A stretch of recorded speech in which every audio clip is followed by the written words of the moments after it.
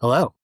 Hey Matt, what's up? I am here today with Paxton Riter, the CEO and founder of iDesign.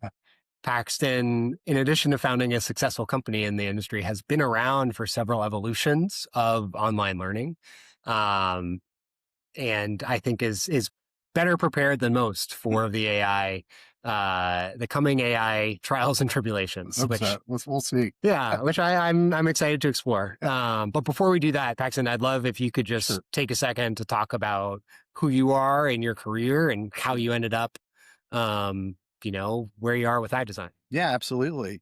Um, Really, it's funny. I don't know if I intentionally got into the ed tech space. I think I just kind of lucked into it a long time ago. I was looking out for a job fresh out of an MBA in 2008, probably the worst time ever to be getting getting out with a MBA, um, and I got a job in the OPM space, which I didn't even know what that was at that point, kind of building academic partnerships from the ground up.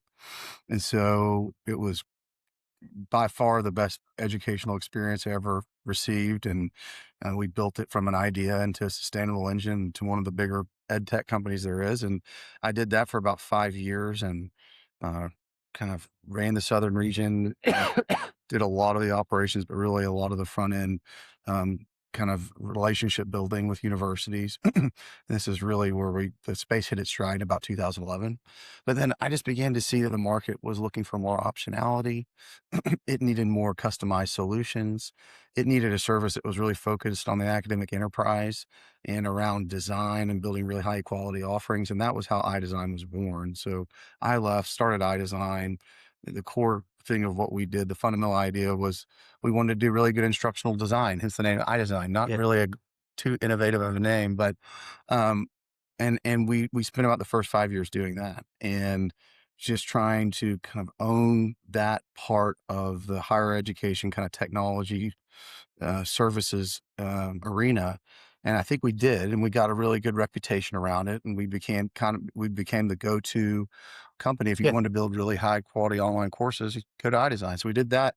We started having universities come to us, just given a lot of our backgrounds in the OPM space, saying, "Hey, we really want you to help us with the full service OPM stack." We said, "Well, we kind of started iDesign to do something different, but after telling one or two people no, we said, okay. And it was specifically in healthcare. And so we started doing end-to-end OPM services, marketing, enrollment services, clinical placement, student success coaching, specifically with healthcare programs. We still do that today. It's one of the kind of the burgeoning parts of the business. We like it too. We think nursing and anything in the mental health fields or people related fields are probably some of the more AI proof professions. Yeah. And so I wish I could tell you that's why we did it. But I guess we lucked into that as well. And then the third component of what we do is we've been productizing our instructional design experience, building an AI enabled instructional design suite. And fortunately, we began that process 2 or 3 years ago. We think it's going to be probably the biggest part of the business ultimately. But Interesting. yeah, we're really excited about it. It's completely changing instructional design and the quality and the depth of these courses that you can build. Not only that, but with programmatic alignment to competencies to accreditation. We kind of think of what we're creating as a curriculum intelligence system. So the design engine is called Build, and the curriculum mapping and accreditation reporting tool is called Align. Gotcha. So that's what we are. That's what we look like today. I want to dig in on the instructional design part first. Yeah. And then we can talk about how the OPM market writ large is evolving. Yes. But I think what's sort of interesting, at least the way I construct the Yes. evolution of instructional design, is you have the folks who are like, or not the folks, but I think most of the industry was sort of like, here are the platforms I have available, Yes. and I'm gonna like string together a course Yes. onto that Yes. platform, and it was sort of like a extension of the correspondence courses Absolutely. on some level, right? Of like, you know, this is better than mailing us your answers. Yeah. So like, that's what online learning is right now. And then you had this evolution of real platforms for instructional design and courses Sure. that like had like actual features that students might want and engage with. Yes. Um, and it feels like we're at the crux of another shift Yes. related to that. That might be, it might be platforms 2.0. I don't know. That's what I want to hear from you. Yeah. But like, first, is that the right way to think Yes. about the evolution of instructional design? And then what can you tell us about this coming shift that you guys are starting to feel, it sounds? Yeah. So I would tell you, I think you kind of nailed it. It was very much a templated approach. Here's a template, fill in the blank. Yeah. And the workload on the faculty for these pedagogical experts, but have never done it in a digital environment, was very substantial, and they needed help. And traditionally, it would take faculty to build a really high quality course, 80 to 120 hours. But we knew that they needed a full scale kind of like construction team of kind of the best in class designers. You start talking about all the different tools and LTI plugins and things that begin to emerge into kind of the LMS ecosystem. Well, that's great. But if you don't have sound pedagogical or sound learning design and then know where to pair those tools in, whether it's an adaptive feature or something like a voice thread, then it's all really disparate. And the student experience is very disjointed. And so we had to start thinking about how do we reverse engineer kind of with the student as the end user. And people talk about, LX design is kind of the convergence of UX design Hmm. and learning design. Yeah. And so learner experience design is what a lot of people call it. And so that was kind of the second evolution. And then now, wow, I wish I could give you the prediction of where it is all going. It's because it's moving so fast. I do think what we are seeing very, very quickly, we talked about that 80 to 120 hours. I think with AI incorporated into the design, and it very much needs to be human centered, human making the decisions using the AI design tools. You're really probably looking at more of like 20 or 30 hours. And we actually believe the output, provided that you're checking it and you're operating off a system of record that has all your information. So people can use AI tools to build bits and pieces. They build an assessment, they build a reading, but again, it can still have that disjointed effect if the AI tool, if Claude or Chat GPT or any of them don't have programmatic context, what you want the student experience to be like, what are the learning objectives, what are the accreditation standards, what are the workforce skills and competencies that you want, and then what are these standard what standards do they have to meet? If you can provide the AI tools with all of this context and have humans making those decisions and using AI as a guiding force, the more work that you do on the front end with these design tools, the output it's amazing. I mean, and it's still very early days, but we still feel like through kind of our AI enabled kind of software tools that you're going to have a really robust kind of system of record, a curriculum intelligence system that's storing all this content in order to kind of create not just really high quality courses, but high quality programs Yeah. with good student outcomes. So that's where it's shifting. And I think for our designers right now, it's like, guys, we've got to take the red pill and go down the wormhole and say, how do we become a 10x designer? And because it is possible now, just like software engineering, it's happened. Um, and it's still probably 80-20, right? 80% of the code that's written is good and 20% needs to be rewritten. We think that the same thing is going to happen in the instructional design space as well. And fortunately, we think we have some of the best designers in this space and they're excited. And so it's a very dynamic time. Uh, it's weird because everybody in the company feels like we're in startup mode again. Yeah. And it's 13 years down the road, which is kind of old for an ed tech company, but it's fun. It's invigorating. Yeah. So you're able to compress what used to be an 80 to 120 hour Yeah. project into 20 to 30. Mhm. How does that change your relationship with the university? Well, it's really to be kind of short and sweet. It's so much easier to find a starting point for ideation with the faculty member Okay. as opposed to starting with a blank slate. if you can really sit down with them for 2 hours and talk about all those, the programmatic and the kind of context and the student experience, what AI can generate on the front end of that is like, it- we just found has exponentially sped up the process. So I can tell you just kind of right off the bat, we've reduced course design costs by about 45%, 44%. And the time to build a course traditionally has gone from about 16 weeks to about 7 weeks. And we think the quality is as good, if not better. Does that push a university to build more courses? Sometimes, yes, Yeah. for the ambitious ones. Yeah. Um, but, you know, AI has this whole other effect in terms of volatility and uncertainty that higher ed has. Yeah. And that coupled with, the demographic cliff and all the macro headwinds that higher ed has faced, they're still trying to get their feet underneath them Okay. in terms of learning how do we use and deploy AI responsibly. And they need to do that because there's a lot of data Yeah. that you have to be really sensitive about in higher ed. And so you got to be diligent, but they can always probably move a little bit faster, but that's okay. We're happy to help where they need it. And they need groups like iDesigns and others to push them a little bit. And we do that.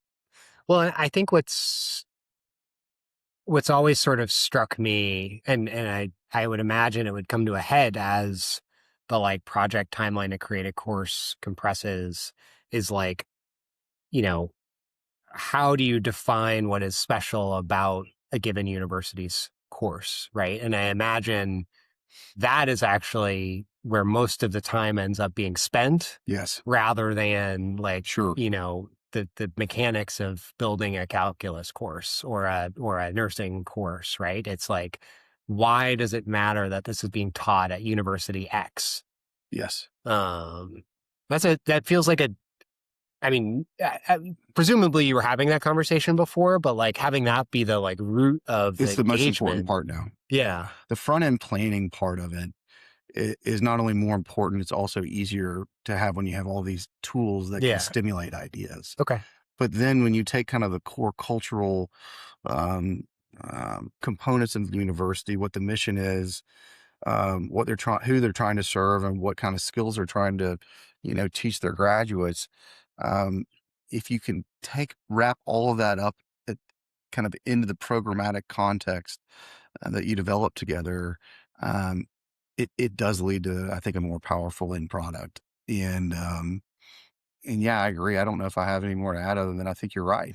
Yeah, yeah. Well, so what, when you think about the universities that'll be successful over the next 5 to 10 years, Mhm. what are some of the characteristics that you're looking for when you're taking on a partner? Because, I know you're trying to build more durable relationships. Like what are some of the things that stick out that say like, okay, this is, these folks are committed to, a real rethink of their courses. Yeah, I think, 20 years ago, affordability and flexibility was a real differentiator in the Yeah. online world. Now it's just table stakes. Like you have to have that. You've got to be thinking about $20,000 master degree programs that can lead to careers that make $120,000 right off the bat. Yeah. I think universities are going to have to really question how they're going to train people in the knowledge work arena right now. Like, I don't have the answer to that. Like for STEM related areas, accounting, legal, business. Wow, we're just talking about Claude before this. Like it does a lot of that for you. It's still going to need people that understand AI and how to use it and manipulate it to do what it, to to create that work product. But I really think universities that are focused on where there are real gaps in the labor environment. I think right now a really smart play for universities would be on focusing on AI proof, as AI proof as they can be, AI proof degrees and careers, Sure. nurses, Yeah. physicians assistants, um, therapists, mental health counseling. Grounded in the physical world. grounded in the physical world, um, and teaching. And also those two, you think about nursing and teaching and what happened post pandemic, Yeah. and now how big of a hit that those disciplines took. And now they're maybe some of the most AI proof professions there are. It could be exactly what we're looking for, because we need to boost and newly met and have new models for teaching nurses, for teaching teachers, like what Reach University is doing Sure. with Yeah. Yeah. their, work-based learning and apprenticeship programs. They just rolled it out to the healthcare sector this week in an article I saw. I don't know if I saw that. That's great. Yeah, That's it's great. cool. It was an Inside Hire Out on Monday. But um, I think you've got to be a little bit more strategic and deliberate in what kind of, what you're focused on. And if you're going to stay in the knowledge work arena, you are going to have to integrate AI into the delivery of the education. Yeah. And you can't just be worried about, you know, students cheating with AI. It's got to be part of the assessment. It's got to be part of the learning experience. You have to have students using AI, developing their own, positions, and defending those in an applicable learning environment. And because them understanding under the core tenets of economics, just as important is going to be understanding the AI that you use to develop kind of some of the different projects or materials around that. And so there's have to be a duality of subject matter expertise and AI expertise. Yeah. That if you're going to stay in kind of the knowledge work domain, you gotta tweak. I don't have the answer to that either. And it'll probably be real different than this same time next year we're at GSV. Yeah. I mean, As fast as everything's moving. I think, there's obviously been a ton of conversation around job displacement from AI, Sure. which I'm sure it's a real concern. I get that there will be a lot of folks who have to fundamentally rethink their jobs and even their careers, which is tough. And I'm Sure. sensitive to that.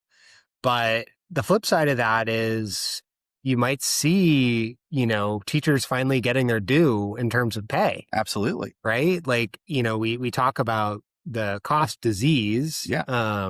where it's like, there's the famous chart where it's like the cost of TVs since 1980 or whatever has gone like straight down. Sure. Went from like $1,000 to like $2. Yeah. The cost of education has gone straight up. We haven't seen that translate into salary for teachers. It's gone into other areas. Yes. But my hope is that those fundamentally human jobs, the nurses, Sure. the allied health professionals, the teachers, it's a whole spectrum of jobs that are really based on human interaction, start getting salary increases. I totally agree. I think being a teacher is the hardest thing in the world. When we were talking about our kids earlier, I've got a 5th and a 4th grader, and my wife's a substitute teacher. Those people deserve so much credit, and it's you know the when you talk about nurses or teachers, these people are essential to society, and I'm hoping they get the recognition they're due, and I hope the compensation is reflects that fairly. I think it's happening in nursing. Yeah. I don't think it's happened in teaching quite yet. Agree. And uh, it's going to be vitally important. Otherwise, we're going to run out of people to teach our kids. Yeah. Uh, Yeah, I just I think the knee jerk is often to go to the negative, and it's like, well, let's think about the second and third order impact of these things. so let's talk about like these jobs that we don't know exist. Right. Okay. Everybody's like, what did Anthropic do? Anthropic went out and said, we're going to focus on Claude Code, and we're going to go own the AI and agentic coding realm, to where where our software will write code better than anything else. And why are we going to do that? We're going to use those agents that Claude can create to build our own code. Right. And that's why they've moved ahead so fast, So quickly. So, and so they figured out this key domain to build out their own product. And it's been a really big strategic advantage in the last 6 months. However, Anthropic is hiring software engineers for $500,000 Out there, well, and tons of them. like tons of them, left and right. And so, like, you know, software engineers aren't dead. It's just evolving. Exactly. And it may have this exponential effect. You just have to like develop the skill sets to adjust what the new reality of that profession is. And it may have this, but it's impossible to predict. But I thought that was one of the best examples of, kind of this doom and gloom approach being disproven when you see the leaders of disruption of software engineering Or hire engineers. software Yeah, engineers totally. at a premium. Well, and then you have on the other end of the spectrum, like, I technically have published, I think, 3 or 4 apps Yeah. that like people use all the time. Yeah. Yeah. And it's like, I haven't written code since intro to comp sci, Sure. however many years ago. Yeah. And yet, 3, 4, or 5 years ago, people would have thought of me as considered a software developer. Like these apps are like good functional apps. Absolutely. So it's expanded the aperture at the high end, Yes. and at the low end in a way that to me is really exciting. Yeah. So yeah, I bringing us back towards the OPM market, Sure. which I think had a chaotic past 5 years. Sure. We had the ups with COVID, and then we had the downs of Yes. bankruptcies and buyouts and what have you. Where are things settling? I think they are. Okay. I think when you look back at the 20 years of OPM, since they're really the inception in the early days of kind of Compass and Net, Sure. in the early 2000s, it's like OPM goes through this 10-year cycle, and we're in the second one. It's almost restarting again, where it can get very gloom and doom, and there's questions around the model, and then it generates a lot of conversation, and then everybody says, "Oh, wait, there's some really key things that we need here," especially, and then even when I think with this last cycle, when the university started speaking up and saying how We need vital this. we need this, let's Yeah. not regulate it out of existence. Like Yeah. it's going to have a really dire effect on our university's kind of bottom line and our overall budget. I think it caused people to rethink about it. That in combination with the fact that you have, the student population, traditional student population is decreasing. Universities still need a lot of help with online. And in this environment of AI and question around the value proposition, budgets are tighter than they've ever been. And there's hiring freezes. But the number one thing, if you were to do a survey, I read all the surveys, enrollment growth is still the number one thing that every university That's what everybody needs. wants. It still is, even more so than AI. Yeah. And they need enrollment growth with less money than they've ever had.